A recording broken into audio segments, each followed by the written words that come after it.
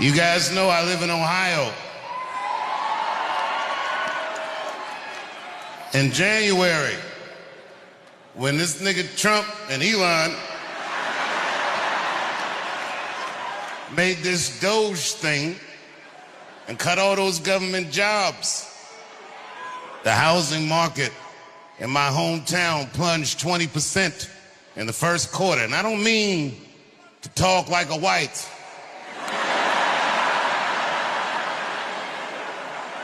But boy, they did that, didn't they?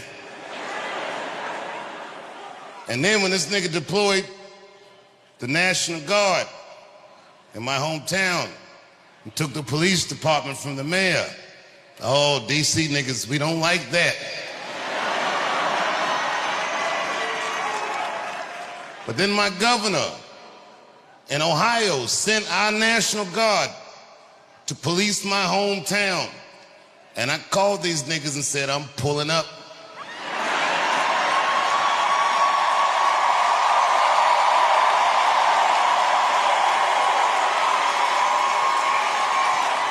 Because these niggas is trying to take the chocolate out of Chocolate City. I said, I gotta go home while it's still a city I remember. And then I went on Instagram and saw all the protests in D.C. and there was a bunch of white people like, not on our streets. I said, oh no, it's too late. These whites are entrenched. Not on our goddamn streets, you don't.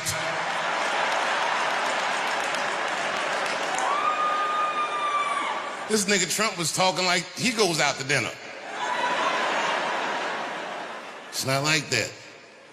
Yep. And I gotta tell you the truth. This is not the only city this is happening in. It's happening in California. It's happening in Oregon. It's happening in Illinois. And it's happening in Memphis. And the niggas in Memphis, they might need it.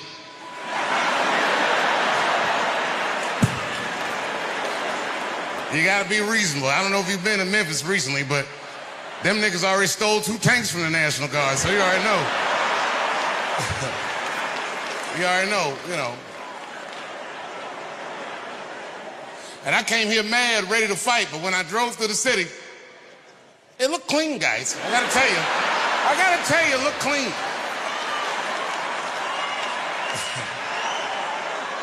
A lot better than the last time I was here. Today I only saw one guy take a shit on the street. But you know what? He had a bag. That nigga picked it up.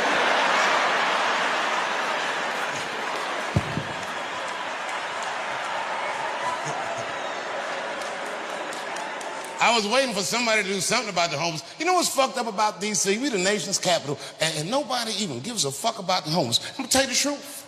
I feel like I'm the only one that does. Now, y'all don't know this, but quietly for the last 2 years, I have been secretly working with Washington's homeless, and I have spent $2 million already on my homeless project.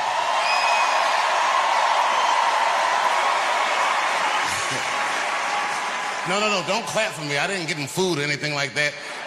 I just taught these niggas to Thriller dance. And you got a big treat coming up on Halloween, you'll see.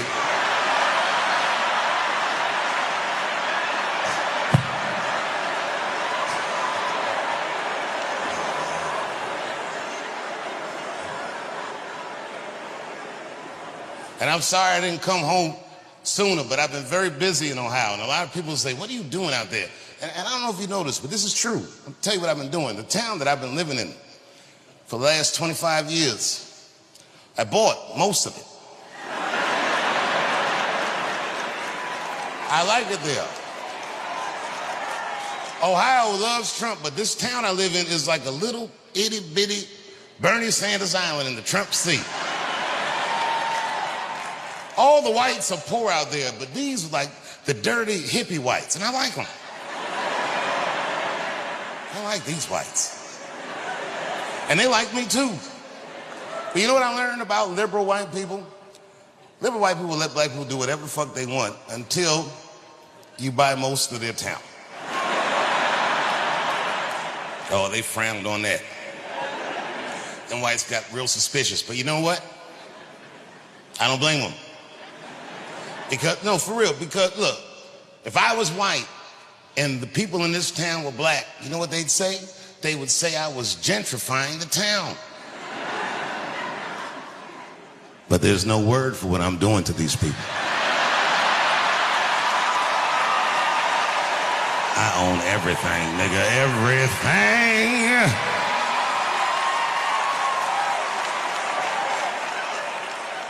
I used to be mad at white people when I was young because I thought they were unfair. But now that I have all this property, I understand them. It's fun. Feels good to walk up to white people like, are you supposed to be here? Calling the police. It's fun.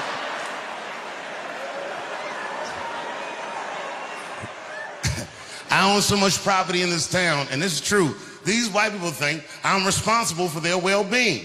That's ridiculous, nigga. I'm not no public servant. I'm a capitalist. I'll be walking down the street minding my own business, and they come up to me with their concerns. Dave, congratulations on buying the whole goddamn town. But you need to start thinking about some affordable housing around here. And I'll be like, well, actually, champ, I can afford my house. That sounds like some shit you need to worry about. Because if I think about it, I can afford your house too. So if you want to sell, come holler at your boy. I'm collecting the whole town. I'm collecting the whole goddamn town.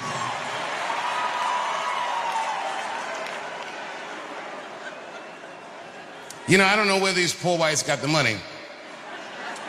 But not long ago, these motherfuckers built a brand new fire station out of the blue. Where the fuck they get this money from? I was like, what the fuck is this? And then, you know what they did? This is some real racist shit. They tried to sell the old fire station at an auction when they knew I was gonna be out of town. It's fucked up. But it's far too late for that. I got that whole town rigged with snitches. Them niggas couldn't wait to tell me. They was running up, my lord, I have news, my lord. I was like, what's going on? What is this you say, a firehouse? Nigga, I bought the firehouse. I turned that motherfucker into a comedy and music club. We be rocking in there. Clip's been there, we all be out there rocking. Every famous person I've ever met, I asked him to play that club. I seen Mick Jagger from the Rolling Stones at a party. I asked that, I said, yo, Mick. I said, Mick, you gotta come to Ohio and play my club. And he was into it. He was like, all right. He said, all right. I like playing clubs. He said, but tell me about the town. I said, well, what do you want to know? And that nigga looked at me like you know, Mick Jagger look. He said, are there girls there? I lied right in his face. I was like, yeah.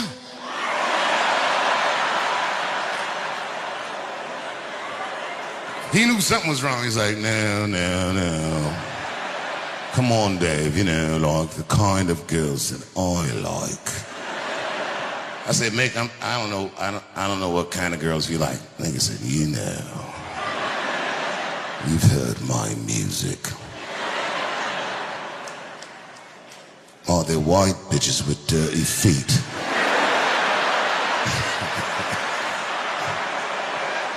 I said, Mick, you are going to love this place.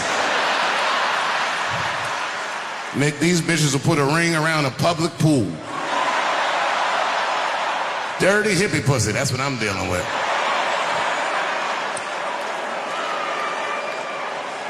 I'm not a drug guy at all, right? But I am in show business, you know what I mean? So I've been to every kind of party. Now I'm gonna be honest with you, I smoke weed, but I don't consider weed a drug.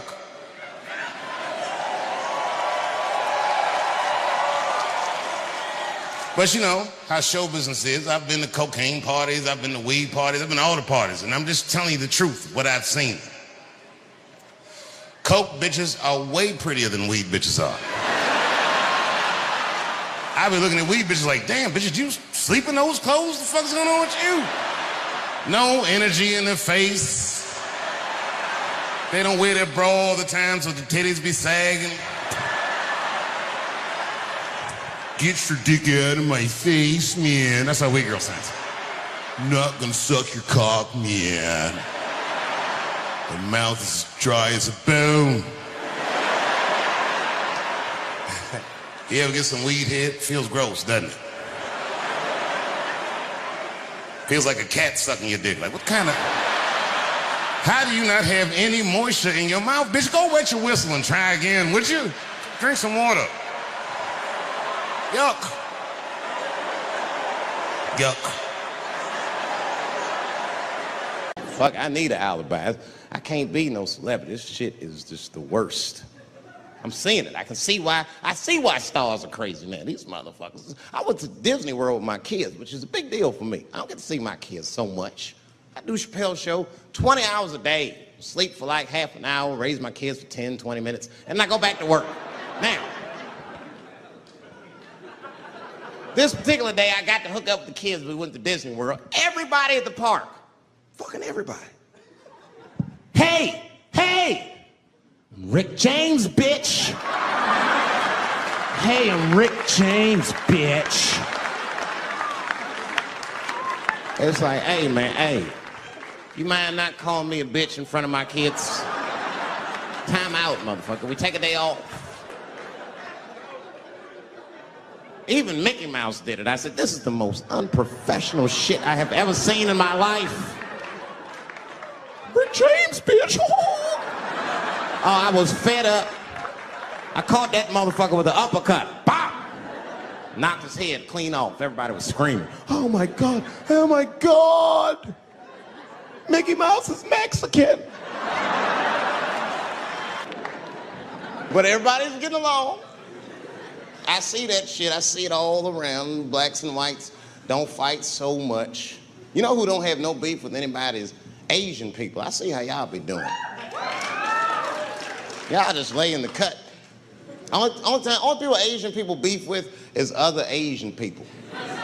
Like if you call a Korean guy Chinese, I've done this. They will flip out. Hey! What make you think I'm Chinese? I am Korean.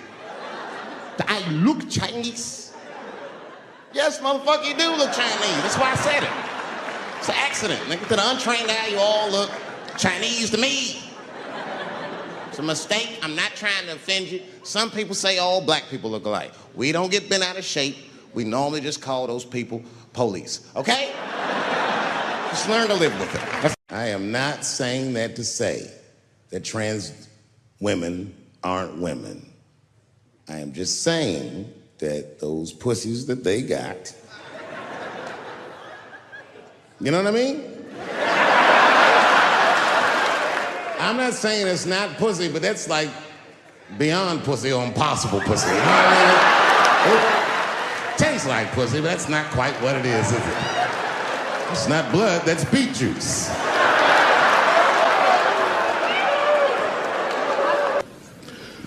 I started doing stand-up comedy when I was 14.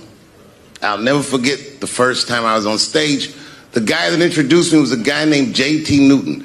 I'm 47. I can close my eyes and remember the introduction like it was yesterday. It went like this. Ladies and gentlemen, this next young man coming to the stage is starting his comedy career tonight. Who knows? We may be witnessing the birth of a star. Please welcome Dave Chappelle.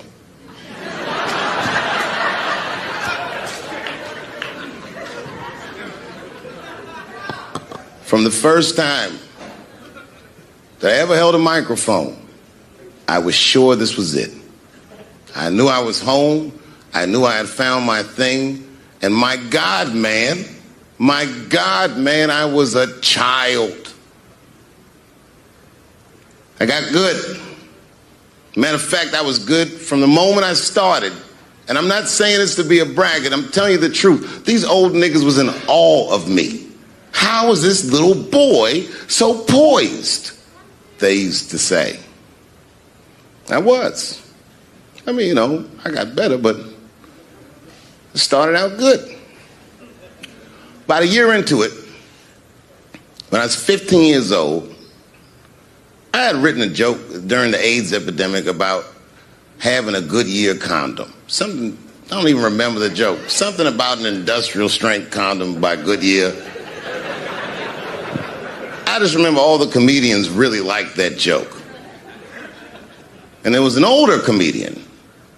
And he came to me one night after the show, after he saw the joke, and he said, listen, I got an audition at another comedy club, and I was wondering, do you mind if I do that joke? I just want to borrow it. Now, I'm a kid. I don't know any better. I'm like, borrow it? Well, I guess, sure, if it'll help your career. I let him do the joke. And then weeks later, I was waiting to go on in a comedy club, and he went on before me, and he did the joke. And after the show, I pulled him aside, and I said, hey, man, I don't mind you borrowing my jokes, but you got to give them back. He said, oh, I forgot to ask you. He goes, let me buy that joke from you for $50. And I said, man, I'd do it, but I'm just starting out. I need all the material I can get. The idea being that the more material I can accumulate, the faster I'll be able to make money for my work. I said, I can't do it. I want my joke back. I'll never forget this. Remember, I was a 15-year-old child. This guy was a grown-ass man. He stood up over me so I could see how big he was. And he said to me, really? I can just take it. And he did. I got scared because I was a child. But I never forgot that. I never forgot that. I was 15 years old. I'm 47 now. I think about this guy all the time. When I look at my own kids and I see how young and innocent they are, I can't believe someone did that to me. And I don't think about it every day because that was the worst thing that happened to me. I think about it every day because that was the first time that someone ever did that to me. But in my career, it has happened many, many times since, where someone would intimidate me or scare me and take something that I believe was mine. I'll tell you another story. Now I'm 18 years old. I'm living in New York City, and I just finished my first road tour, which was a very difficult tour. I'll spare you the details. Now I'm back in New York, but my rent is paid, thank God.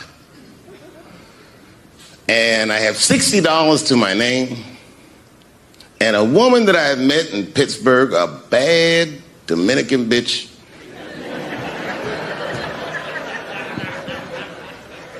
was coming to New York. She was going to spend the weekend with me. I couldn't wait for her to get there. She was coming that evening. But remember, I only had $60 for a whole weekend to entertain a bad bitch. Now I'm walking through Greenwich Village, and I see something I've never seen before. 3-card Monte. You know what that is?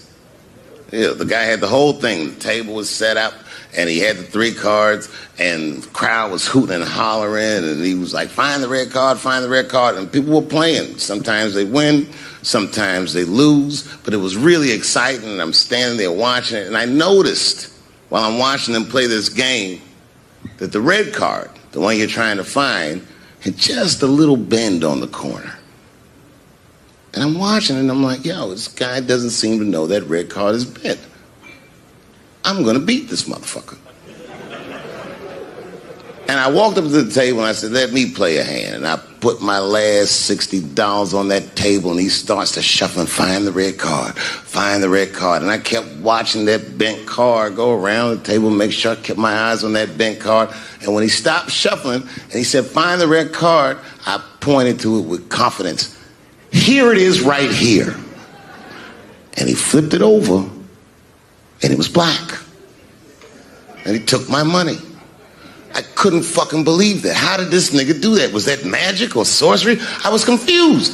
So you know what I did? I sat there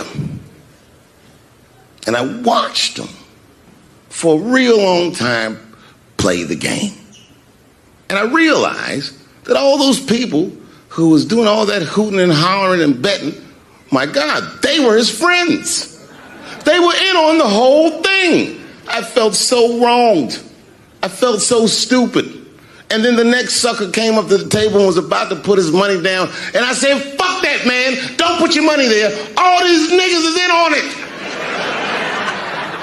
It's a trick. And when I said that, the guy that was dealing, and this motherfucker was huge, snatched me up by my collar. Feel how strong he was when he grabbed me. I was a skinny little guy. And he was gonna maul me. And the only reason he didn't, I'm sure, is because he saw the fear in my face. And that fear, he looked at me. I saw his eyes go from hard to soft. He softened. Then he looked at me like the way a father would look at a child. And he said to me, young man, don't ever come between a man and his meal. I never forgot that either. Most niggas would have to run the streets for years to learn a lesson that profound. It took me 2 seconds. Never get between somebody and their paper. Taking a man's livelihood away from him is akin to killing him. Look, it was way more intense than what you guys might have read. I don't know what you read, but the kid, while we was beating on him, reached in his waistband, pulled out a .22 caliber pistol. That shit was mayhem. Everybody started screaming, oh my God. Oh my God, he's got a gun. He's got a gun. And then I got scared. I was in the back, but I was scared.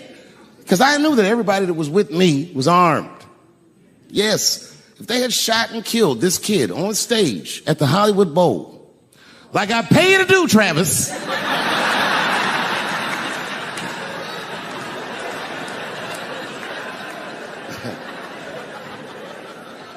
but Travis G'd up. Travis wrestled the gun out of the kid's hand, and then he took it like this and tried to chamber the round, and he couldn't. So he pulled the trigger, and it wasn't a gun. A knife blade popped out of the front. I guess this kid was gonna stab me. Some scary shit. So the next night, even though I didn't have a show, I said, I gotta get right back on stage. And I went and did a show. And someone in the audience screamed out, Dave, what happened with the attack? And I didn't know there was journalists in the room. All I said was that this nigga had a knife that identified as a gun.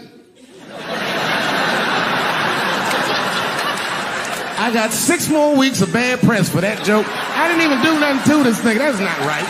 That was not right. And then the New York Post went to the jail and interviewed my attacker like he was some kind of hero. And I read that interview. It turns out the entire attack was my fault. Yes, I triggered him. I didn't mean to. I had done jokes about the homeless. It turns out this young man was homeless. And I mean, there's no way I could have known this. But I will say, for a homeless guy, this nigga had incredible seats.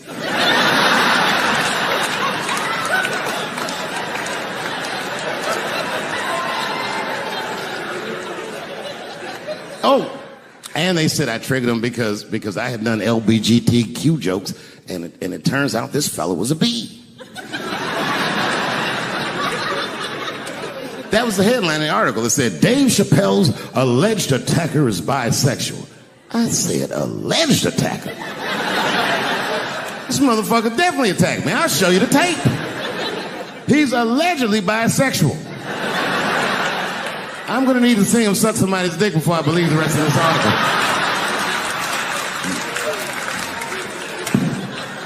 I read that shit in the paper. I was horrified. I was like, oh, bisexual? I could have been.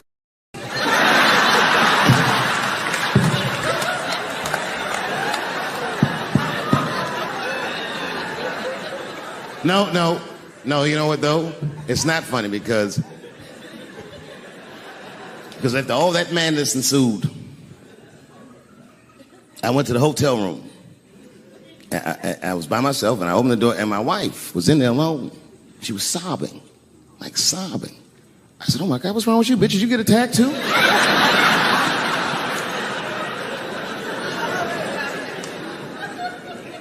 And she's crying. She said, oh my God, David. She said, if you had died tonight, me and the kids would have nothing.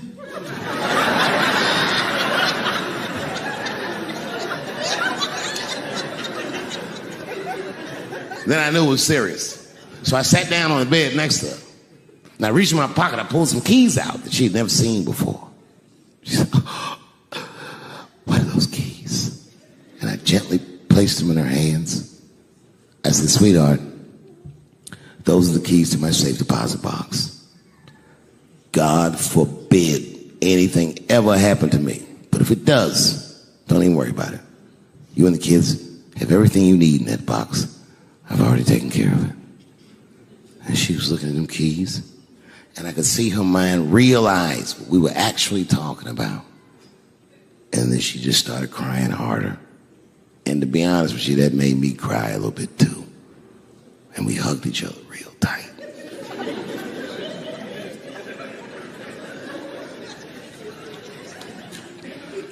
Do you know this bitch looked in the box while I'm alive and well? Who does that? Oh my God. And then she was mad at me. She said, God damn it, David, I opened that box. I said, you did?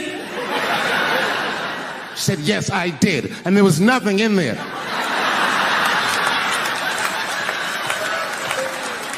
I said, nothing? Oh. She said, nothing except your stupid joke book. I said, whoosh. I said, well, sweetie, look. If you tell those jokes exactly how they're written, you and the kids should be fine. They're really good jokes.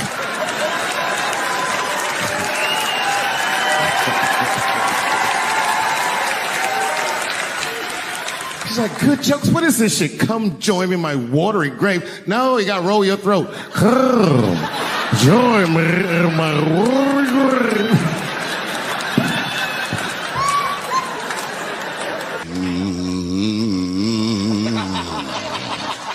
You know, that's just our grandmother used to sing that when she cleaning up.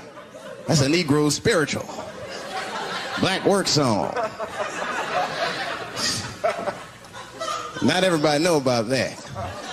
I know. See, white people, you guys might whistle when you work. You dig? But that's how you can tell what kind of work we're actually doing.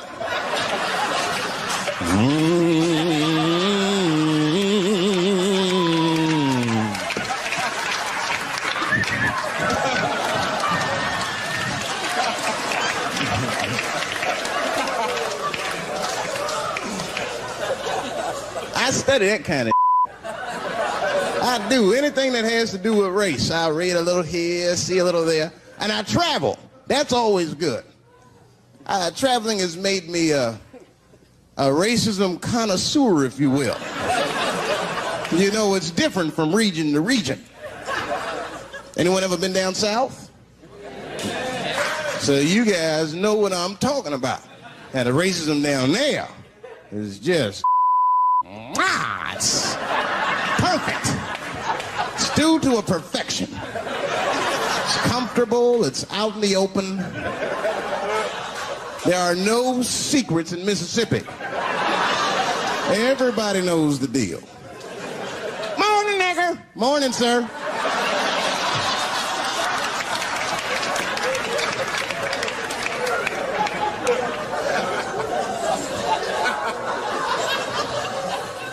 Not up here. You hit the big cities, man. It's different. It's always a secret. And we should do like them. We should keep our shit out in the open, then a little. I mean, with limits. You don't want to say whatever comes to your mind. That might be a little much. White dude be walking down the street minding his business. And the brother walk up to him. Hello. You white oppressor. You slave master rapist of Africa. Why, hello, my big lip spear chucking friend. Touche, hunky. So, Whitey, what did you do today, huh? Oppress a new land and make the people there Christians against their will?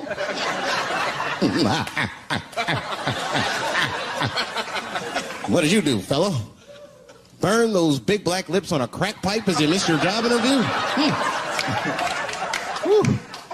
Easy, Whitey, you're cutting deep. All this chit-chat has got me thirsty. If you will excuse me for a moment, I'm gonna go to the Korean store and get something to drink. Ching-a-ling. Hello. You slanted-eyed, ruining the economy in our neighborhood by opening stores and taking the money out the community. Chink. Wow.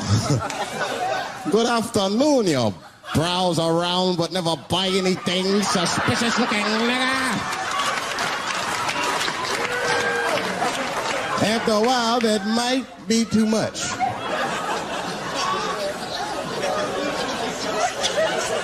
But you can't help it. If you're an American, you're a racist.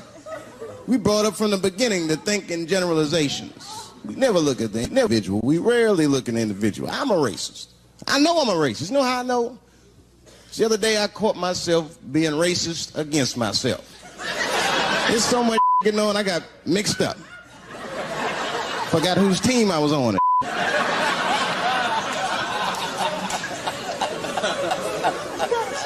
One time I was reading the paper, man, this story came on about this guy was suing a department store because they wouldn't let him play Santa Claus, you know, because he's black. And I was actually like relieved when the department store beat him. That's bad. But I wasn't ready for that. I wasn't ready for the idea of a black Santa Claus, man. That would suck. So we wouldn't get our presents to the 28th, 29th. Sorry I'm late, kids. Santa got caught up with some in Vegas. I had to sell some toys to get back, shit. Where them cookies at? I heard that when Martin Luther King stood on the steps of the Lincoln Memorial and said he had a dream, he was speaking into a PA system that Bill Cosby paid for. Do you understand what I'm saying? The point is this. He rapes, but he saves. And he saves more than he rapes, but he probably does rape. Thank you very much. Good night. I know it's fucked up, but I tell you the truth. You know, everything's funny. Everything's funny till it happens to you. 3 months, a mere 3 months after that terrible attack that Chris Rock endured, I was on stage at the Hollywood Bowl, and a lunatic jumped out of the crowd and attacked me. Now, I gotta tell you, if it happens to you, you don't even know what the fuck is happening. It was like slow motion. I just looked over. I don't know this nigga. And I was looking, I said, oh my God, I'm being attacked. And this motherfucker was ragged. He jumped at me. He was like, ah! I'm old, but I'm fast. I caught this motherfucker's head with my hand and pulled his hoodie over his eyes. I can still feel his head in my hand. It was spongy. He had been growing dreadlocks.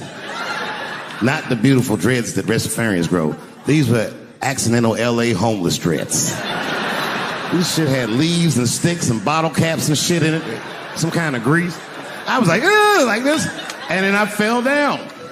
And he knocked me all the way on the ground. And I was like, man, this is a bad situation. I'm like, I don't know if I'm gonna die or what's gonna happen.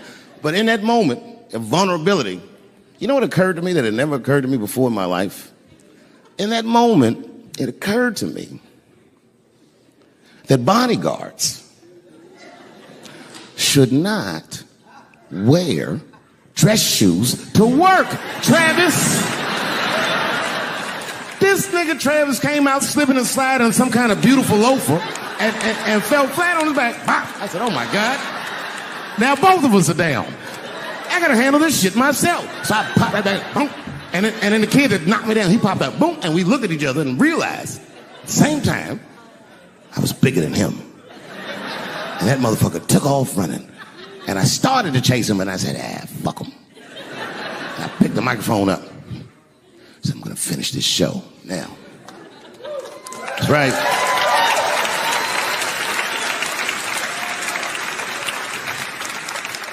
For 3 months before that, I'd been making fun of Chris Rock. And people would ask me all the time. They'd say, Dave, what would you do if you were Chris Rock and Will Smith slapped you in the face? And to this day, the answer is the same. Well, I don't know what I would have done. I've never been in a situation that extreme. But I do know now what Will Smith would not have done. And that is enjoy the rest of his evening. Man, listen.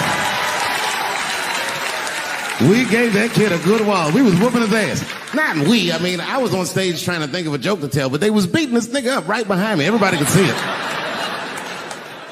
Everybody could see it. And I'm sitting up there trying to think of what to say. And I'm tongue-tied. Me, of all people, can't think of anything to say. Look at my karma. Just that moment. Of all the people in the world, Chris Rock walks from backstage, walks up to me in front of 20,000 people, grabs the mic out of my hands and looks at the crowd and goes, "Was that Will Smith?"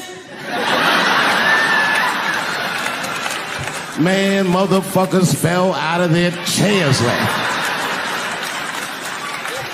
I was standing there looking stupid. I was fucking furious because I'm thinking in my mind, nigga, this is my attack.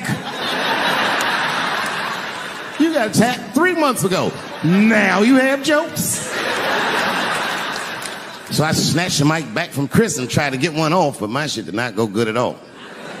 I didn't know what to say. I was just like, it was a trans man. And the crowd was like, boo. It's LA, we like trans people, boo. I know, I felt so bad. I felt so bad. But I know why I did it.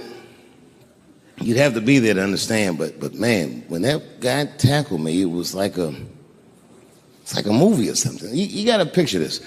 Picture a famous person you like. Every famous person you could imagine was at that show. It was like the biggest night that Hollywood had ever seen. And when that guy tackled me, he cleared the bleachers. I had to watch the tape afterwards to know this happened, but as soon as he tackled me, Jamie Foxx was the first motherfucker that jumped out of the crowd. He was wearing a white cowboy hat like he knew this shit was gonna happen to him. Never seen this nigga in a cowboy hat before. And Jamie started chasing that motherfucker around like any given Sunday. And that kid was fast as shit, was juking and shaking, and he broke Jamie's ankles, and he just kept running. And then Jon Stewart from The Daily Show ran from backstage and jumped at this motherfucker like Super Jew. He was like, ah! And the kid seen Jon coming, so he jumped back, and Jon went flying that way. And this kid was fast, and then he turned around. He sees the emergency exit. He starts running for the emergency exit. Just before he got to the door, motherfucking Puff Daddy from Bad Boy Records jumped in front of the door. That nigga was like,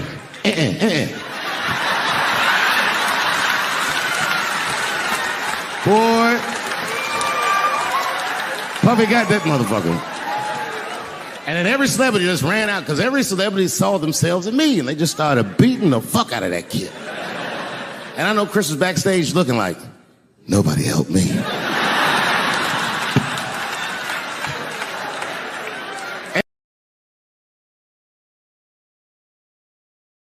Motherfuckers are just taking it too far. I don't know why or how everybody got this goddamn sensitive. You know who hates me the most? The transgender community.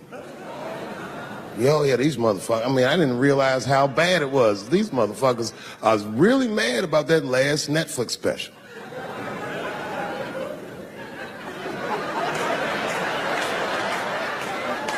It's tough, man. I don't know what to do about it because I like them. I always have. Never had a problem with them. You know, just fucking around. As a matter of fact, I think I make fun of everybody, and I mean, as a group of people, they have to admit, it's kind of fucking hilarious, man. I'm sorry, bro. It's like, I've never seen somebody in such a hilarious predicament not have a sense of humor about it. They're born feeling like there's something other than they're born as, and that's kind of funny, you know? I mean, it's funny if it's not happening to you. It's like that white black bitch that's in the news all the time. Rachel Dolezal. She's a white woman, but then she dressed up like a nigga and shot her way up to the very top of blackness. And I always wanted to meet her just so I could understand. I just wanted to like have dinner with her so I could just look in her eyes and call her a nigger to her face. The fuck is that bitch talking about? I identify black. That is trans talk, lady. Stop biting. Stop biting. There's a big difference between her and a trans. The difference between her and a trans is I believe transgenders. I don't understand them either, but I know they mean what they say. Them niggas cut their dicks off. That's all the proof I need. I've never seen somebody just throw their dick away. Don't need it.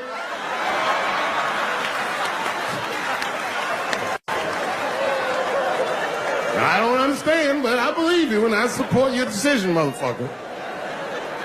But how far is Rachel willing to go?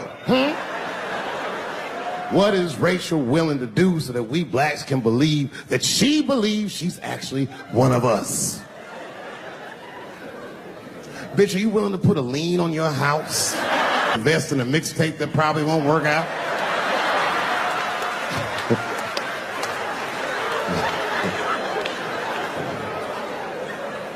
She didn't even change her name. Didn't even change her name. Her name is Rachel. I can't believe in that name. If you want my support, you're gonna have to change your name to the blackest shit I've ever heard.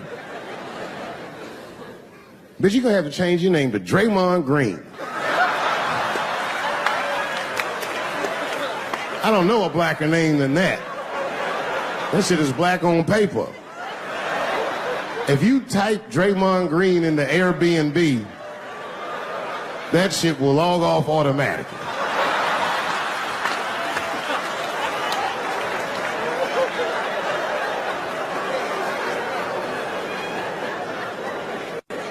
When people get mad, bro. People get mad about everything I say. I was doing a show. I was in Portland, Oregon. And I was checked in a hotel under the name Charles Edward Cheese.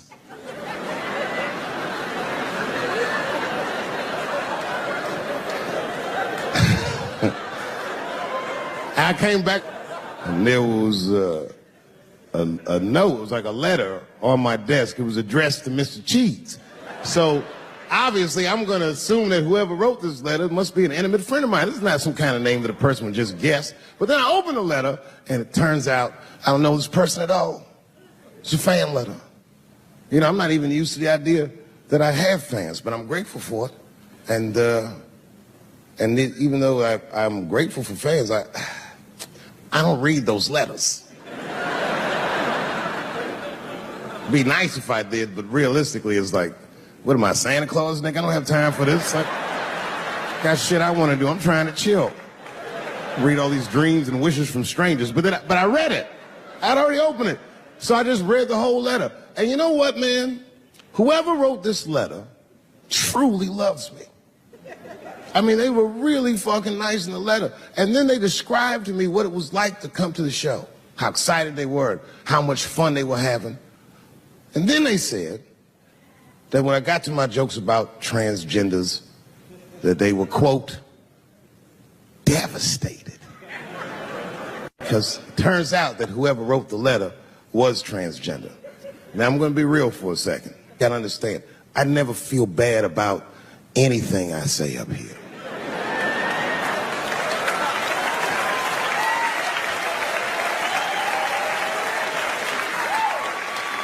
And I would never admit this to you if I hadn't locked your phones up.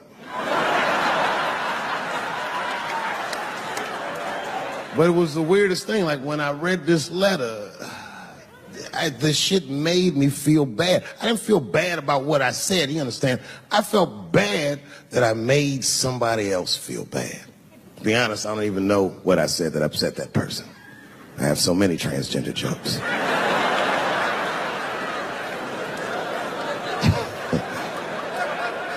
But I feel like it was probably this joke I'm about to tell you right now. And it's not even that bad of a joke. It's a true joke. I mean, it's not true, but I had read in the paper that Caitlyn Jenner was contemplating posing nude in an upcoming issue of Sports Illustrated. And I know it's not politically correct to say these things, so I just figured, fuck it, I'll say it for everybody else. Yuck. Oh, sometimes I just want to read some stats. I don't know why you're gonna cram some man pussy in the middle of the sports page like this. I just didn't think that was the place for it. But I wasn't saying anything like Caitlyn Jenner's a bad person. I'm not mad at her for doing it. I'm not even mad at Sports Illustrated. If I'm mad at somebody, I'm probably just mad at myself. You understand? Because deep down, I know that I am not strong enough to not look at those pictures.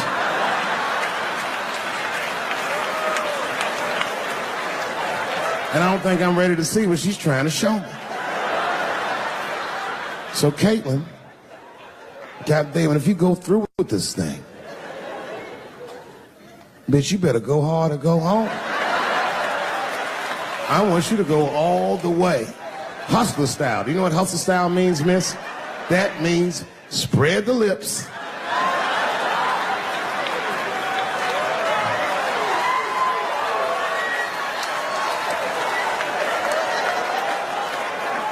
I hope she spreads her lips and there's an itty bitty dick inside. Ah! The show is behind the curtains.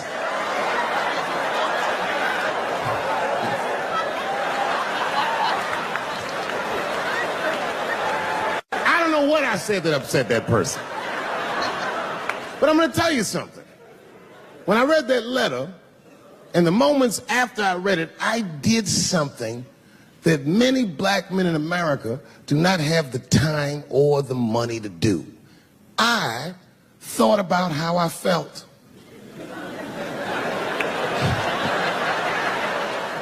I asked myself a very basic question that I don't think I ever directly contemplated. I said, man, Dave, if you're writing all these jokes, do you have a problem with transgender people? And the answer is absolutely not. The fuck do you guys think I am? I don't understand all the choices that people make. But I do understand that life is hard and that those types of choices do not disqualify you from a life with dignity and happiness and safety in it.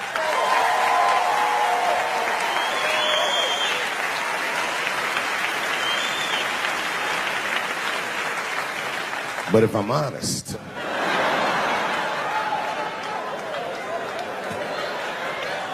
my problem has never been with transgender people. My problem is transgender people. I just feel like these things should not be discussed in front of the blacks.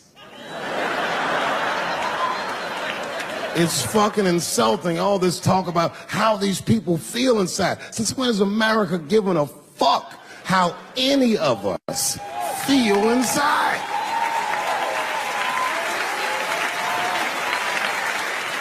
And I cannot shake this awful suspicion that the only reason everybody is talking about transgenders is because white men want to do it. That's right. I just said that.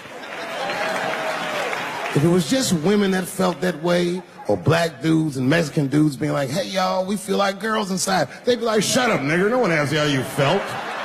Come on, everybody. We have strawberries to pick. It reeks of white privilege. You never asked yourself why it was easier for Bruce Jenner to change his gender than it was for Cassius Clay to change his fucking name?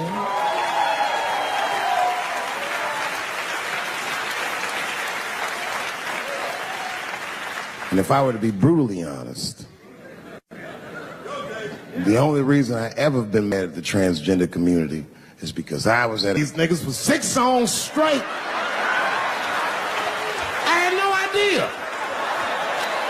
And then the lights came up and I saw them knuckles. I said, oh no! And everybody was laughing at me. Hi, world star.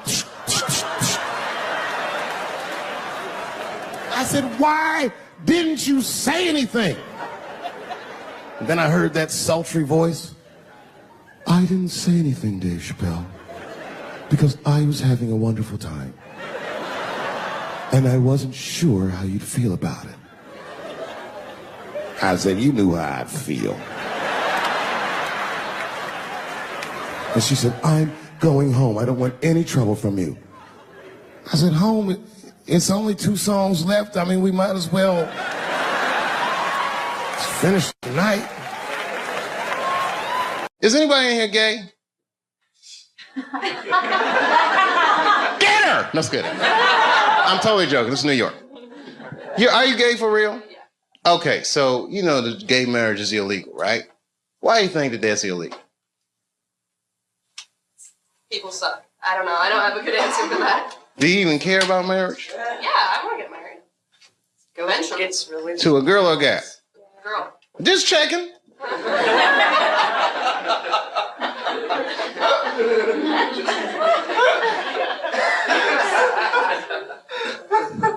Why do you think it's illegal? People are scared of change. Do you think so? Morality. Who said morality? Do you think so? I don't. Whose morality? Who said big business?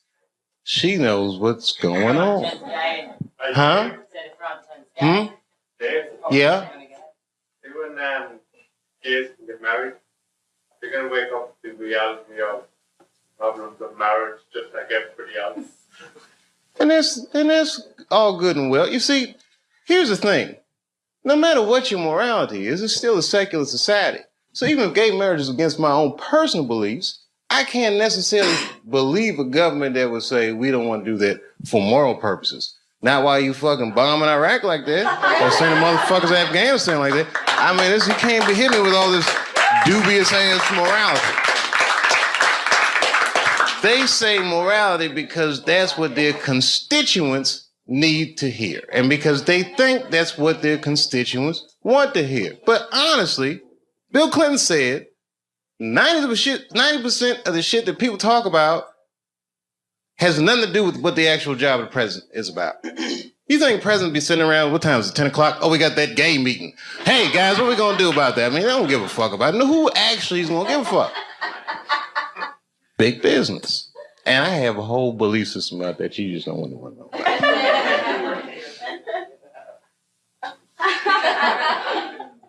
I'll tell you part of it. All right, it's a tiered, listen, marriage laws are fucked up in America. I don't think that the government should have that much say in actually how people devise a marriage, because a marriage, right, devoid of any kind of religious belief or emotion like love is a business contract, period and simple. And tons of people in Washington or legislative bodies, even guys like Elliot Spitzer that have wives or fuck prostitutes, live in loveless marriages. And they have these shits arranged because they're in such a high social stratosphere that they have to keep up a certain appearance. So why are they imprisoned by their own marriage? It's this form of economic slavery. And if you look at the way this shit happens, corporations were made legal in the United States by the 14th Amendment, right? Or 15th Amendment, which freed the slaves. And then under those rights, people said, we want the same rights as those motherfuckers as collective individuals, right? And if you're a collective individual and two collective individuals want to do business with one another, one's masculine, one is feminine, so they define a marriage institution between man and woman. But what if corporations is gay? I'm just saying. What if Aunt Jemima doesn't want to be with Uncle Ben? What if Aunt Jemima wants to do business with Sarah Lee? Well, wait a minute. What if Uncle Ben wants to do business with Mr. Clean? That's all I'm saying.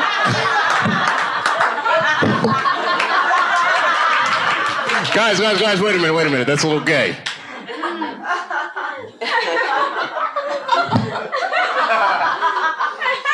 I'm sorry, I thought that was funny. What if Aunt Jemima? I don't think that's what Mr. Clean was. Uncle Ben wouldn't do. Maybe I should have picked different companies. I put myself in a bad position.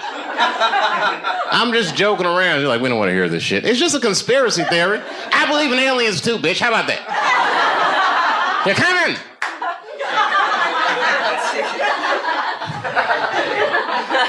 Gay aliens, they're here.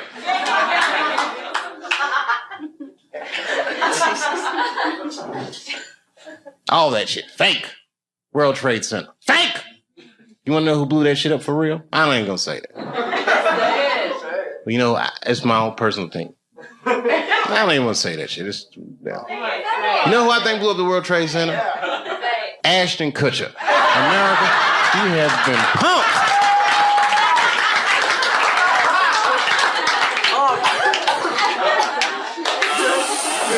Fake.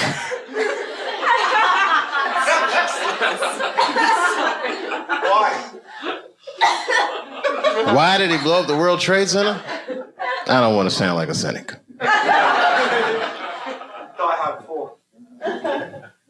Shit was crazy. I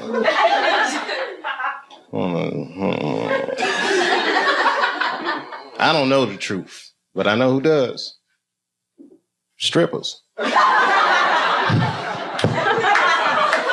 They know everything. Does anyone have a cigarette? Yeah.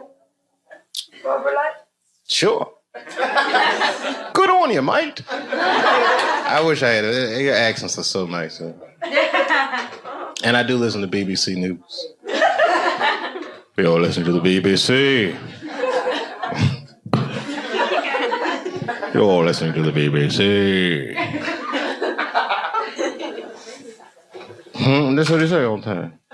GMT. Oh, every time you say what time it is, it goes GMT. What does that mean? Whose mountain? Greenwich. Oh. It's the center. Oh, okay. Meantime. Greenwich Mean Time. Is that where the phrase mean time comes from? Yeah, baby. Wow, you can tell that your country conquered a lot of shit, man. It's Greenwich Mean Time. I learn shit every day.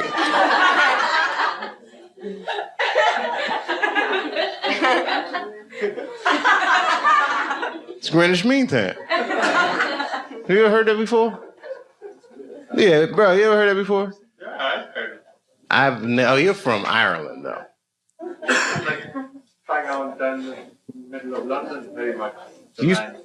Greenwich Mean Time? What's so mean about it? It's a time. Oh, okay. Like it's 0 degrees. Okay. You ever seen a guy's mind stretch? I might buy for it. Like in the 24 hours, like 0, like, you know. Oh, I don't do that 24-hour clock shit. I hate that shit. It's 1500 o'clock. 1500. You got moved here, right? Like to make life easy. Got blocks. No, I don't like that shit. That's when it's good to have them strippers around. Strippers are like the Google of the streets.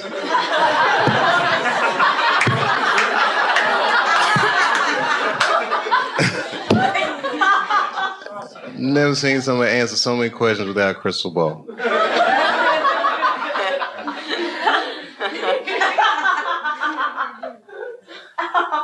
It's true. It's amazing. Skill sets. Girls be here. I'm an accountant. No, I'm a dog trainer. Every goddamn thing. It's amazing. All right, it was something hilarious though. All this shit is depressing. Ashton Kutcher didn't blow up those buildings, by the way. I don't want you to think. I'm not gonna put that on him. Huh? If he did, who was he pumping? American people. American person is one of the most lied to people in the world. That's our whole game with America. Because freedom is not a privilege, my friend. It is a fucking burden. Because a free person has to make choices all the time.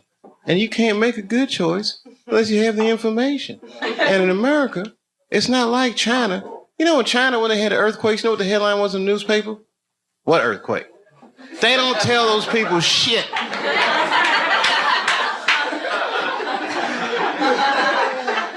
In America, they'll tell you every goddamn thing. And then they don't prioritize the information. You gotta figure all that shit out for yourself. Okay, That's right. The war will be breaking out, and you'll be like, did Michael Jackson fuck them kids?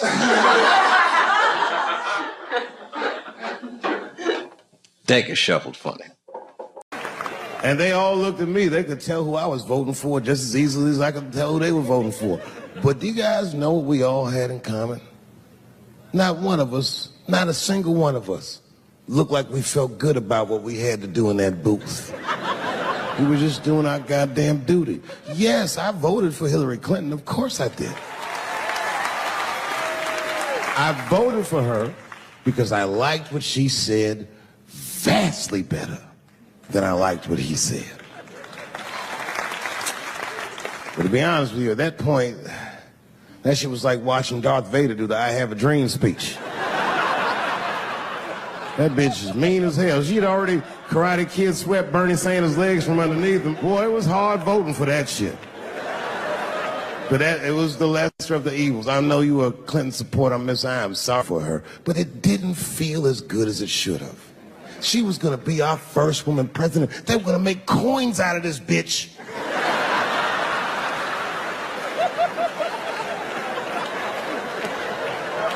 And somehow she just missed the dunk. Of course she should have beat him. Of course she should have beat him. You know what voting for her felt like? It was bittersweet. It felt like I was lucky enough to eat Halle Berry's pussy. And whilst I was doing so, she fucking farted in my face, man.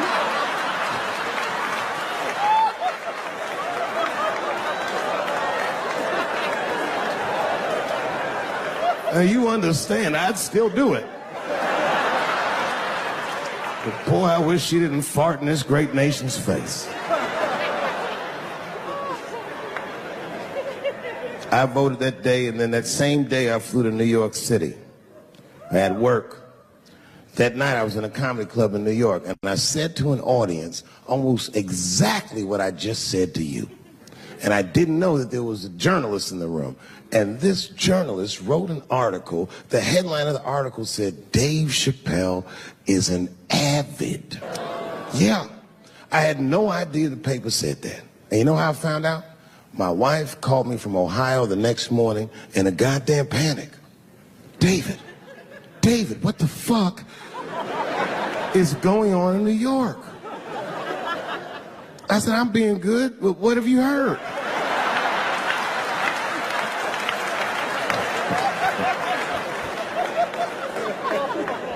And my wife said, the paper is saying that you're a Donald Trump supporter. I was like, whew.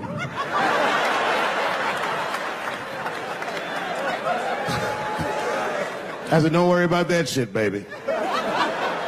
Nobody in their right mind would believe that. And she said, no, David, people believe it. And then she started reading the comments to me. Oh, they were terrible. All these black people call me all kinds of Uncle Toms and shit. I should tell you, buddy, this is a very serious allegation from one black to another. I was incensed. Uncle Tom? How am I Uncle Tom, nigga? You the one that reads the Observer? Anyway, all this shit goes down around, and now Trump is the president, and I'm hosting Saturday Night Live.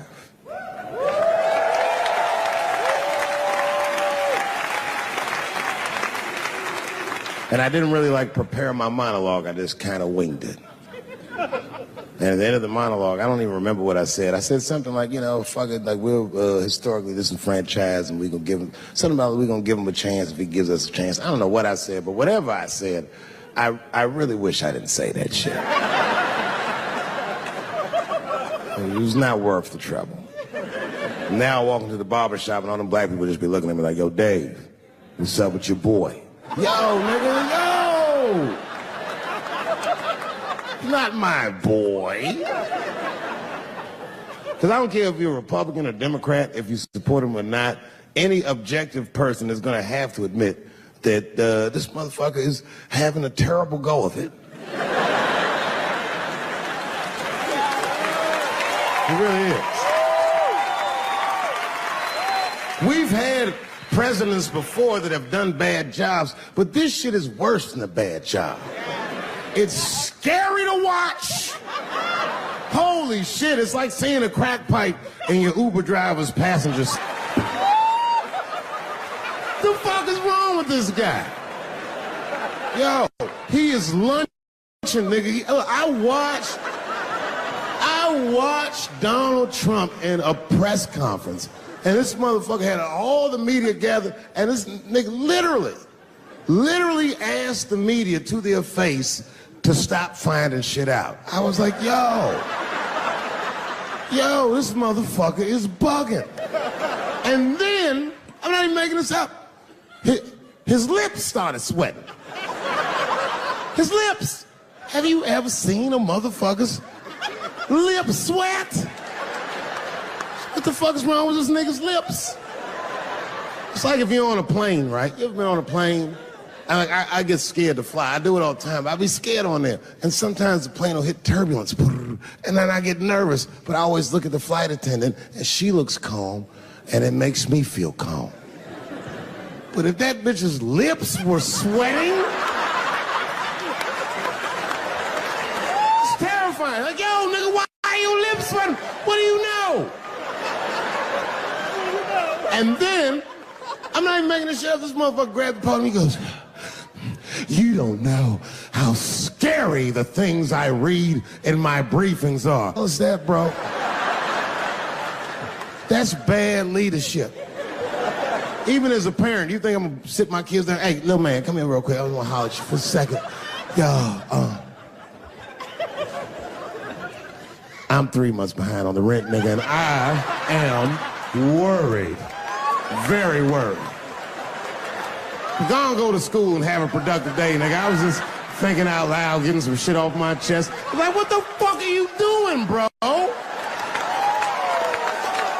This is bad, man. Jesus Christ. All this motherfucker's ideas sound like high people ideas. Like, he doesn't think these things through before he tells us. He just tells us what he's thinking as soon as it occurs to him. This shit sounds nuts. I'm gonna go to China, and I'm gonna get those jobs from China and bring them back here to America. For what, nigga? So iPhones can be $9,000? Leave that job in China where it belongs. None of us want to work that hard. What the fuck is he thinking? Because I don't want to make them shits. What the fuck are you doing? Stop trying to give us Chinese jobs. I am going to bring back coal. Coal? I'm not even exaggerating. I have never in my life even seen a fucking lump of coal. I honestly don't even know what coal is for. If you're gonna have motherfuckers digging around in the dirt looking for shit, find me some truffles, nigga. That's what I'm about. And these truffle prices are getting out of control. If it gets any worse, I'm gonna be back down to regular butter like everybody else. Terrible, terrible job. This motherfucker hit North Korea with rap battle threats. Fire and fury, like, yo! Yo, what are you doing?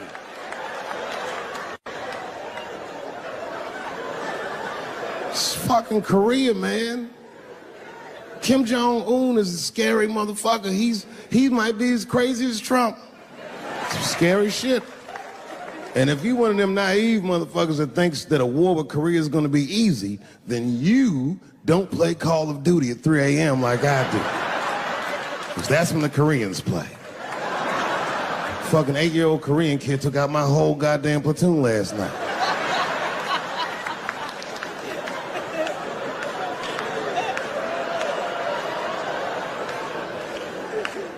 I've never seen somebody in an office so high with the most just basic fucking solutions. Like, you know, We should not let any more Muslims in the country till we can figure out what's going on. Did he just say, figure out what's going on? Who doesn't know how to do basic math? Let's count it out, okay? There's been 17 mass shootings in the United States. 4 of them were done by Muslims. None of those 4 Muslims were from any of the 7 countries in your stupid ass original band.